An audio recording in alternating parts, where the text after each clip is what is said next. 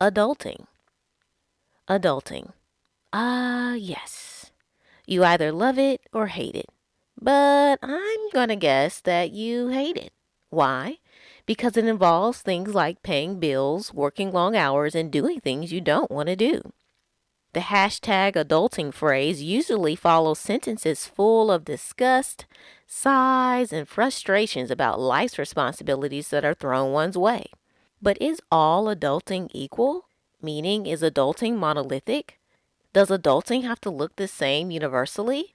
I mean, what is adulting and who defines it? Is there a standard to which adulting looks like? And if you fall short of this, then are you hashtag childing? Who awards the trophy and passing grade to what adulting looks like? Are there certain societal grade marks that measure if one has passed the test of true adulting? If so, what are they? Well, if I had to take a stab at it, for which I actually want to do in real life, no, really. I want to destroy this whole societal pressure to quote unquote adult in a way that it wants me to. Not that I don't desire to be able to work, earn a living, and take care of myself and my family, but to the degree to which it, meaning society, requires and demands of me. Yeah, I want to destroy it. Anyways, if I had to take a stab at it, I would say the top 5 things that show or prove that a person is adulting is number 1, that you work and keep a full time job, with benefits, I might add. Number 2, that you own your own home or rent without any type of financial assistance. Number 3, that you pay all your bills, on time, I might add, and without assistance. Number 4, that you feed yourself without depending on others. And number 5, that you contribute back to society in some form or fashion, either via giving monetarily or taking care of your family. Woo! I am exhausted just listing those things out. I mean, this is the ultimate superhero lifestyle. I'm not saying that it can't be done or that people aren't and haven't been doing it, but geez, it is quite a demanding list that requires a relentless and long suffering, diligent day in and day out pursuit. A pursuit for which many are finding it very difficult to accomplish. And because of it, they are questioning whether or not they have reached full adulthood. They think, well, geez, if I haven't done any number of these things, or if I'm struggling in any area, then I'm not a successful adult. I'm not hashtag adulting.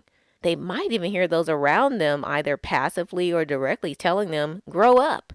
You need to just grow up and accept the responsibility of life.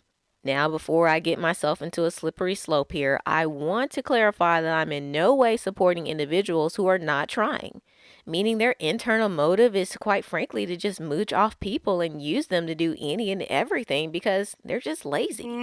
They don't intend on working at all or being responsible for their actions or lack thereof. Nope, this public service announcement is not a ploy for me to be the poster child of these types of individuals. But what I'm referring to are the people who have some level of effort and are trying to participate in the life responsibility process, yet are finding it incredibly challenging to do so. I must say, it almost feels like there's this competition to outdo the generation before you. A large part of this plays into the adulting mantra that just stresses people out to the max. They think, goodness, if I'm not exceeding or at least matching what my parents did, then I'm a failing adult. For those that don't have a parental comparative, more than likely the comparison happens at the peer level. One thinks to themselves, if I'm not tracking at being able to produce the outputs of what I see people my age doing, then who am I? I guess I'm not fully adulting. As society continues to speed up at a rapid pace of inflation and being able to top our fellow person in economic status, material accomplishment, and overall winning, one can feel like they can never ever reach the pinnacle point of fully actualizing adulthood because the bar is just too high. With more and more disloyalty in the marketplace and uncertainty of long term and sustainable wage earning, I think a large number of people may feel, quite frankly, like ducks. Above water, they look like they're just cruising along, right? Quack, quack, quack, quack. Hey, quack, quack. But if you take a look underneath the surface, it shows that their legs are paddling away with an intense level of velocity. Quack, quack, quack, help me over here, quack. So who then is quote unquote doing it? Are we all putting this imaginary cultural pressure on each other to hashtag adult, when in actuality, no one is, or very few can say that they are? It seems as though the individuals who quote unquote are the ones who have been able to reach a financial hurdle that most others have not been able to reach. And for the ones who are financially taken care of or contributing to others who have not been able to, what I've experienced is that they often shake their heads in disdain towards the individuals who they are financially assisting and then look down on them as though they are not capable human beings. These individuals often use their financial prowess as a means of identity and elevation over others, as though they have figured it out and they don't understand why others cannot do what they have done. Now, again, I am by no means taking away these individuals' hard work and sacrifice that they quite possibly have endured. All I'm saying is that oftentimes the grace for others is lacking for those who've not been either afforded the opportunity or success that other individuals have. And they are often looked down upon and patronized because they have not matched that person's level of accomplishment.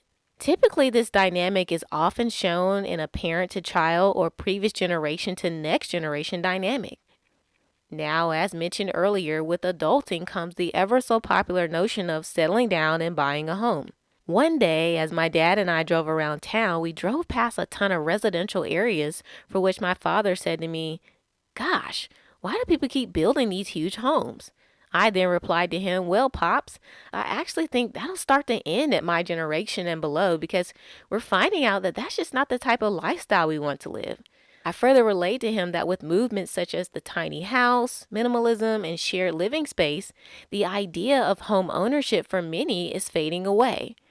This is not to say that people my age and below are not buying homes, but the huge 4 to 5 plus bedrooms that drink $600 plus of utility bills is just not something that is appealing or realistic to people my age. I mean, who can afford it, even if it is appealing? I sometimes wonder who are the people moving into these 300,000 plus builds and wonder if they're a part of a new underground mafia or something that I haven't been privy to. Anyways, oftentimes the mark of true adulting comes with the official stamp of home ownership. It shows that you are stable and that you're mature enough to enter into a long-term commitment, right? Well, for some, they would disagree with this definition, as some homeowners are not mature at all and are not ready to fulfill a long-term commitment by any means. Speaking of maturity, can one fulfill that previously mentioned top 5 list and be considered an adult, yet lack the emotional and mental maturity of being one? How many people are quote unquote adulting in the physical sense, yet hashtag childing in the behavioral sense? Now that is the true question. Why do we put so much emphasis and weight on whether or not someone is able to produce external outcomes, yet overlook and give passes to people who have yet to grow up internally? Well, I guess we say as long as they're not asking me for money, then they can act or behave however they want to. But when you start affecting my wallet, then all of a sudden we have a problem. You need to grow up. Goodness, everything boils down to money. Cream. Cash rules everything around me. So today's conversation starter asks the question, what does adulting look like to you? I encourage all who are struggling in the area of feeling like you don't measure up to society's or even your friends and family's remarks about why you're not adulting to take a moment and have the internal conversation with yourself first. Ask yourself, who am I living for? To what standard am I comparing my life to and why? How has my life's journey developed thus far? And to what degree can I be grateful for the many ways in which I have grown? What areas in my life are things that I am working on growing, but need patience and grace from myself if they are not immediately coming to pass? Finally, if I am truly trying, how can I be okay with where I'm at and not feel as though because I'm not there that I am not validated as an adult. Truly ask yourself these questions and give yourself the freedom to receive and explore its answers.